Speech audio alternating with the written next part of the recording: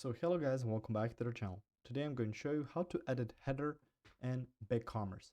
So the first thing you want to do once you open up your BigCommerce page or storefront or account is go over to this. It says view storefront, and once you jump from there to here, so it's going to look something like this. So you will see your storefront. It's going to look basically something similar to this. From there, go to this. It says design this page in page builder. Once you click on this, it's going to take you to here. Now from there, you're going to probably be first on widgets.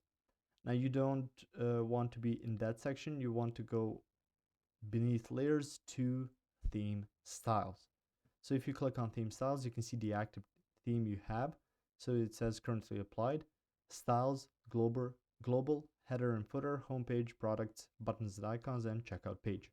So through header and footer, you can open up this and you can see header background.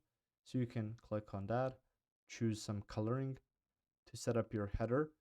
But if you wish to use some more navigation or setup of the header, you can just go to edit theme files once you go and make a copy on here. So through there, if I click on storefront, I can see themes, logo, script manager, image manager. But if I go to here, I make a copy through the advanced part of the page, and afterwards I can go to here and edit theme files and actually put in some HTML code which will more in-depth edit or set up your header through here. But right now you can use it as header background once you click on there.